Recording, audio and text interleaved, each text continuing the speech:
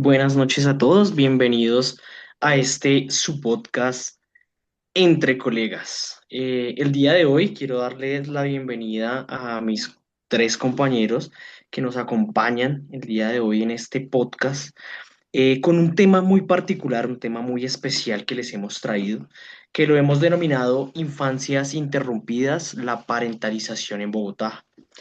Para darle apertura a este contexto, a este tema, vamos a centrarnos en un caso en específico, el cual nos lleva a plantearnos muchas situaciones y muchos contextos alrededor de esta situación. Nos lleva a la situación de una estudiante que llega al colegio presentando unos cambios en su actuar, unos cambios tanto personales como académicos y que al momento de ahondar en esta situación, a profundizar en su contexto, nos encontramos en que no es un tema de no querer, de no querer responder con sus actividades, sino que ha tenido que asumir correspondientemente unos roles diferentes a su actuar o a su edad. Ha tenido que responder por sus dos hermanos menores. Esto dado que la progenitora, su mamá, debe estar en su labor, en su trabajo, en altas horas de la mañana hasta altas horas de la noche. Es por esto que esta hermana mayor ha tenido que asumir ese rol de cuidadora, este rol de protectora de sus hermanos. Debe alistarlos al colegio para llevarlos, dejarlos en su sede del colegio, para ella poder tomar camino hacia su colegio. También en horas de salida de su colegio, ella debe salir también a recoger a sus hermanos y llevarlos correspondientemente a su hogar y asumir dentro de su hogar, asumir estos roles de madre. De estar pendiente de sus actividades académicas, de sus hermanos, que hagan sus tareas, que hagan sus actividades para el siguiente día o para la semana. De igual manera también, pues, brindarles los alimentos que sean ya de la tarde, de la noche, mientras llega su progenitora, pues, a asumir los roles que quedan pendientes de estas actividades. Esto nos ha llevado a alertar esta situación porque pues no es una situación que normalmente sea muy visible. Normalmente la asociamos a que la estudiante ha querido cambiar en su actuar, no ha querido responder, no quiere trabajar, no quiere responder con sus actividades académicas, trabajos, evaluaciones y demás, y lo normalizamos o lo contextualizamos de una manera totalmente distinta a la realidad actual que está viviendo esta estudiante. Para esto, pues nos hemos reunido entre cuatro colegas para hablar sobre esta situación y que podamos entrar como en un debate sano, contextualizarnos sobre esta situación y abordarla desde diferentes temas y desde diferentes puntos de vista. Así que mis profes, bienvenidos a este podcast y nada, profes, a darle. Bueno, mis profes, encantada de estar aquí con ustedes hablando de un tema tan importante para nuestra profesión. Yo sí quisiera cortar de esta tela tan larga que tenemos, mirando este caso desde dos lugares muy importantes, ¿no? Desde la historia de la escuela, de cómo se creó todo esto y desde la realidad que hoy viven muchos estudiantes. ¿Qué pasa cuando la institución ve que un estudiante falta mucho, baja su rendimiento académico, no entrega actividades? No sé si les pasa que la primera idea que se hace es, bueno, ¿qué es lo que está pasando con esta niña? Hay que aplicar manual de convivencia, pero es importante decir, sí, ¿qué está pasando con esta niña? ¿Será que hay una realidad detrás de esto que está haciendo esta estudiante? Y en este caso me parece muy importante mencionar a Gabriela Osenbach porque ella explica cómo la escuela latinoamericana se fue formando históricamente con un significado de Estado-nación, ¿no? Ellos fueron formando estudiantes de tal manera que pudieran hacer parte de una sociedad, ¿sí? En ese momento la escuela tenía una función clara. era formar estudiantes como ciudadanos, enseñarles unas normas, crear unos hábitos, organizar como tal la sociedad, construirla con una idea común. Eso en su momento pues tuvo un valor histórico demasiado fuerte que a hoy ha dejado una marca importante, ¿no? La escuela y la institución espera de un estudiante que sea ordenado, que sea puntual, que sea disciplinado, que asista todos los días, no sé, que entregue tareas, que responda de la misma manera que los otros estudiantes. Y el problema es que esa idea de estudiante no coincide con la realidad de cada uno de ellos, ¿no? Hay muchos niños, niñas, adolescentes. Ellos llegan a la escuela con cargas familiares, cargas económicas, cargas emocionales. Pues esto la institución no lo alcanza a ver porque tenemos es al estudiante, pero no tenemos a la familia ahí en un salón de clase. Em, en estos casos, la estudiante no está faltando solo porque no quiera, sino porque realmente para ella está siendo difícil. Entra un concepto que debemos tener claro y es el concepto de la parentalización. Tú nos explicabas que la estudiante estaba asumiendo responsabilidades que normalmente deberían corresponder a una edad cronológica de un adulto, ¿sí? Entonces, sus padres o cuidadores, ¿no? Como cuidar hermanos, encargarse de tareas del hogar, responder emocionalmente por su familia, por sus hermanos. La estudiante no solo está teniendo dificultades académicas, sino que también está asumiendo un papel que no corresponde completamente a su edad cronológica. Esto teniendo en cuenta que la estudiante aún así está cumpliendo las funciones, pero pues debe estar cansadita también. Y ahí entonces viene el manual de convivencia que es importante, claro que sí, porque toda institución necesita las normas, pero esas normas no deben aplicarse de manera, no diría fría, sino descontextualizada, ¿no? Sin escuchar primero a la estudiante y la familia.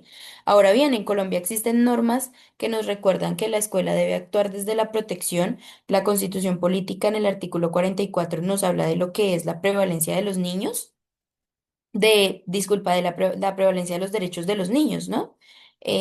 Ahora nosotros trabajamos con el Código de Infancia y Adolescencia y también la Ley 1620 que es la de convivencia escolar, que busca lo que es prevenir, atender, hacer los seguimientos a diferentes situaciones, ¿no? Situaciones tipo uno 2 y 3.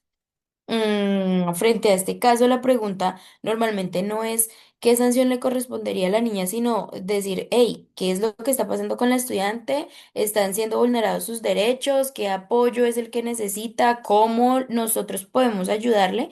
Y pues ahorita en Colombia se han creado muchas estrategias para atender situaciones como las rutas de atención, los comités de convivencia, bueno, la creación de una oficina de orientación escolar para los estudiantes, etcétera, etcétera. Em, Ahí pues me gustaría conocer qué opinan ustedes, bajo qué enfoques pueden hablar de la situación que está viviendo esta niña. Mi profe Carol, muchísimas gracias. Pues sí, digamos que acá nos has dado una parte histórica muy importante, haciendo también relevancia a la parte legal que también compete todas estas situaciones que nos están llevando en este contexto y en este tema que estamos abordando el día de hoy. Profes, la mesa está abierta. Miremos que tenemos bastante por donde retomar esta situación y creo que nos falta todavía tela para cortar. Claro que sí, bueno, mi profe Joel, muchas gracias. Buenas noches para todos, profe Carol. No, totalmente de acuerdo con lo que tú estás planteando, pues todo lo relacionado sobre esta herencia del contexto del estudio, de cómo viene toda la parte relacionada cómo la escuela está, pero pues también tenemos que mirar el enfoque más allá de lo que tenemos adentro de la escuela, ¿sí?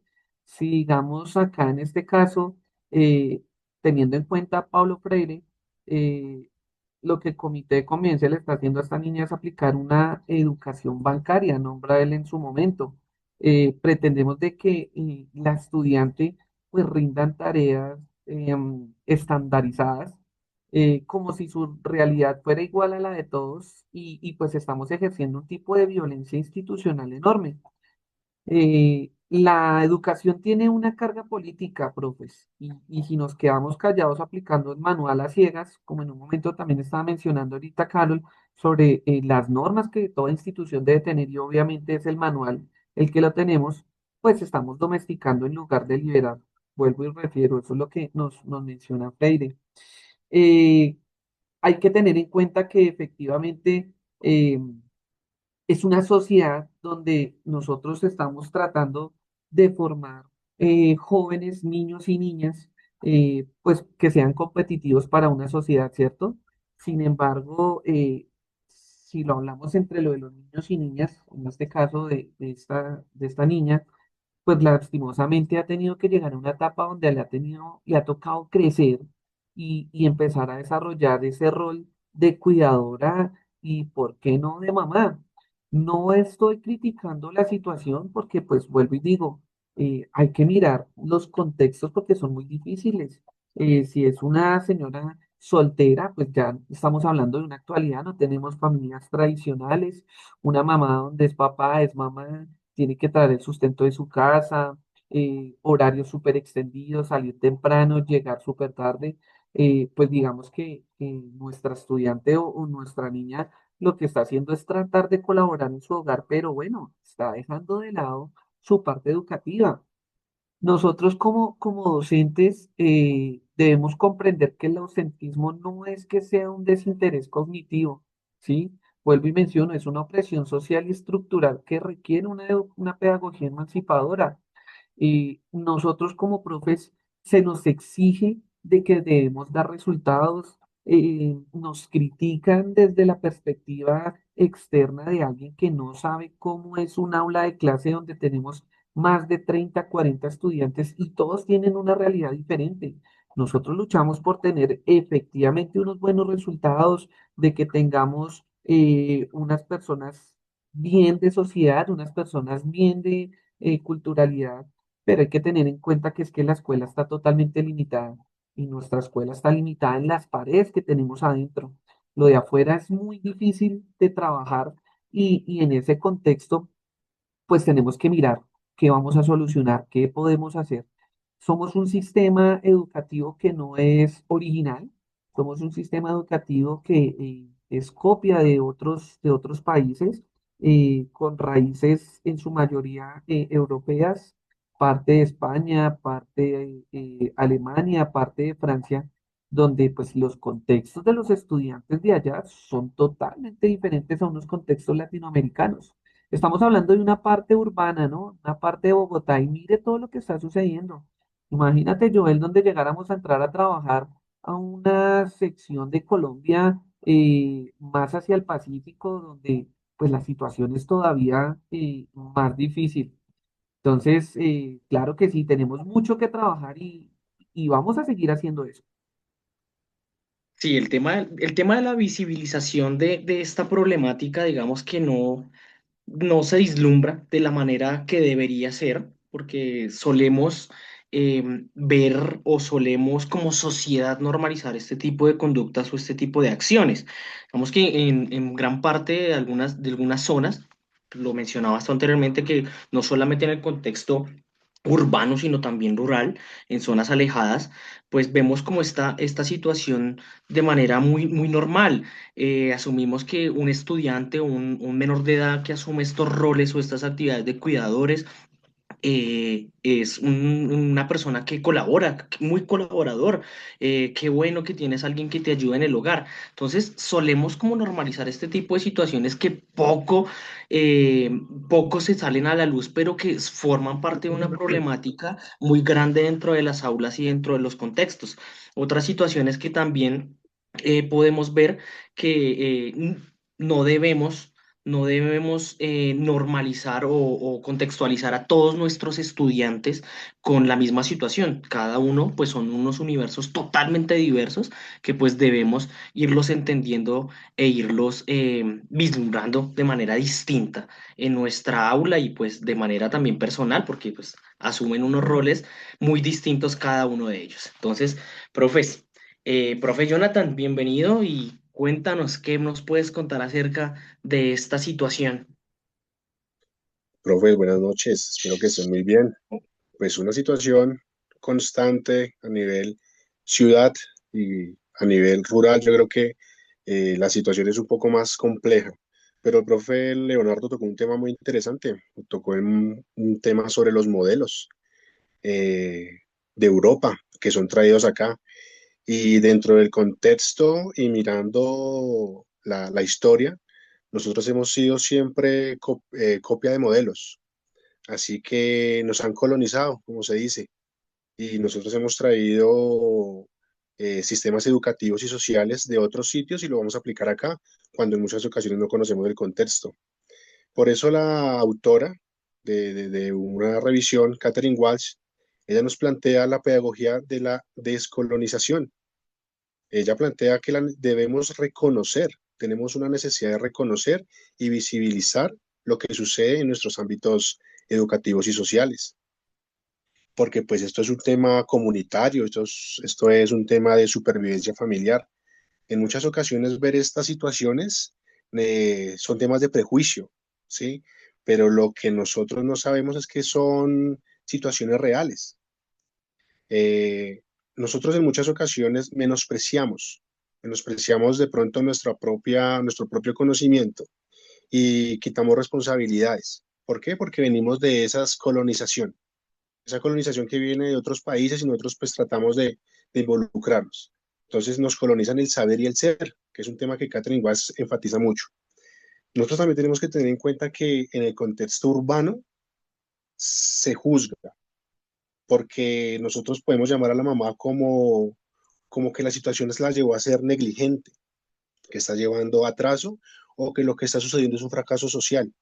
Pero no, pero nosotros tenemos que tener una manera muy eficiente de cambiar el rol, de cambiar la mentalidad y descolonizarnos y dejar un poquito ese tema al costado. Lo que tenemos que de pronto es asumir que son condiciones económicas que la familia está pasando y por eso suceden estos eventos, ¿sí? Pero también tenemos que tener en cuenta que esas situaciones marcan mucha desigualdad y precarizan cada vez de pronto la situación de la niña. Entonces, acá es una invitación a que tanto el Estado, a que el sistema educativo promueva en la sociedad eh, ayudas, traer situaciones importantes que podamos darle solución, pero no simplemente el hecho de juzgar. Yo sé que son deficiencias y si llamamos a la colonización sería una deficiencia, pero tenemos que entrar en el contexto social que es muy importante para nosotros. Dentro de esta perspectiva, ahí vamos cortando más tela, que me parece que es un tema muy interesante. Gracias, profe Jonathan. Y yo sí realmente quiero recoger un poquito lo que han dicho ustedes, porque todos coincidimos en algo, y es que esa situación no se puede resolver solamente con una sanción, sino que realmente necesitamos prestarle atención. En este caso, a mí me gustaría que habláramos sobre cómo se debe activar una ruta, ¿no? Esto es importante. Como primer paso es identificar lo que son las señales, cuáles señales, la inasistencia, el bajo rendimiento, el cansancio, la preocupación constante de la niña. Luego de esto, el caso debe reportarse. ¿Quién lo reporta? Ya sea el docente que lo vio, el coordinador, su director de grado. Todo esto dejando registro, ¿no? ¿Dónde se deja registro? En los descargos. Todo docente debe hacer un descargo. Después de esto, orientación escolar lo que va a hacer es escuchar a la estudiante para conocer qué es lo que está pasando y qué apoyo necesita. consiguiente, también hay que citar a la madre, no para entrar a culpar, sino para comprender cuál es la situación escolar, ¿no? Con esa información, el caso claramente debe llevarse a comité escolar de convivencia, recordando lo que yo les decía al inicio, que es la ley 1620, que no solo está pensada para sancionar, sino está más pensada para prevenir, atender y hacer seguimiento a muchas situaciones que afectan los derechos de los estudiantes. Desde ese punto, la institución podría ya activar lo que son apoyos de flexibilización en tareas, puede ser nuevos tiempos de entrega, un acompañamiento psicosocial, un seguimiento a esa asistencia, diferentes estrategias que como pedagogos podamos utilizar para evitar que la estudiante abandone el colegio, ¿no? Ahora bien, si se identifica esa posible vulneración de derechos, pues ya entraría a hacerse la activación de ruta, como es remitir el caso a comisaría de familia. Listo, mis profes, no sé ustedes qué opinen. En este caso, no sé si la pregunta puede ser, hey, ¿qué castigo vamos a poner? Sino más bien, ¿qué está pasando con esta estudiante y cómo vamos a hacer para que la escuela la proteja, la acompañe y evite que abandone ese proceso educativo? Sí, yo estaría de acuerdo con lo que está diciendo Carol. Hay que tener en cuenta que los docentes debemos regirnos por una norma, ¿no? Y que somos garantes de lo que pase con el estudiante y pues por ende eh, debemos informar a todo lo que son las entidades correspondientes como coordinación, rectoría e inclusive toda la parte psicosocial. Eh, en este caso, efectivamente, estoy de acuerdo contigo, no es prudente venir a castigar porque, bueno, entremos en la lógica de que lastimosamente es una mamá que si no trabaja, pues ya van a llegar otras situaciones precarias para su hogar donde ya no es la educación la que se vulnera, sino también pueden ser otros derechos fundamentales. En mi proposición sería sustituir estas lógicas punitivas y hablar en un diálogo de saberes. Tú, Carlos, lo mencionaste y estoy de acuerdo contigo. Y la idea es involucrar a la madre de familia, eh, mirar a qué acuerdo se puede llegar. En este caso, hay que mirar cómo podemos entonces generar un criterio de evaluación, si es necesario, de manera diferente para el estudiante. Es decir, todo en el aula, ¿cierto? Hemos evitar trabajos extra, de pronto tareas que involucren a la estudiante que no pueda cumplirlas, no porque no quiera, no porque tenga algún desconocimiento sobre la materia, sino que puntualmente sabemos de que ella tiene que cumplir un rol lastimosamente porque la sociedad se lo está imponiendo. Entonces, sí, yo estoy de acuerdo con esto y vamos a mirar eh, con urgencia algo relacionado a unas actividades diferentes. No sé, mi profe Jonathan, ¿qué opina sobre la situación? Pues, profes, es una situación que, como ustedes mencionan, no se puede juzgar, no se puede castigar, y acá hay que buscar soluciones. Si nosotros estamos dentro del aula, pues con el fin de beneficiar a ese tipo de situaciones de población. Pues dentro de mi opinión, dentro de lo que yo estoy viendo, yo creo que también debe haber una reestructuración desde la parte educativa, desde la parte del docente también y mirar las situaciones. Eh, Aquí la cuestión es observar la diversidad que hay en el territorio, ¿sí? Porque de pronto no es solo ella, sino hay más niños de diferentes edades, haciendo cosas diferentes. Pero entonces no tenemos como institución y como docentes de pronto reestructurarnos, pensar mejor cómo podemos ayudarle, cómo podemos hacer que el trabajo sea un poco más sencillo, ¿sí? Y hacer compaginar con la familia, compaginar en este caso con la mamá y mirar una ruta en la que podamos colaborarnos porque aquí prima el bienestar de la niña y la tranquilidad de la mamá. Y yo creo que detrás de ellos va a ir los dos hermanitos que lleva al colegio y yo creo que es importante también que vean que hay una solución y que la solución también viene de parte de una institución y de parte de nosotros como docentes. Listo, mi profe Jonathan. Entonces, bueno, con este cierre vamos dando finalización a este podcast entre colegas, no sin antes agradecerles al profe Leonardo, al profe Jonathan, a mi profe Carol, por sus intervenciones, por sus contextualizaciones y muchísimas gracias por escucharnos en esta noche. Mis profes, sabemos que tenemos tela para cortar, pero ya será para un próximo episodio. Muchas gracias, profes. Muchas gracias a Gracias. ustedes. Gracias.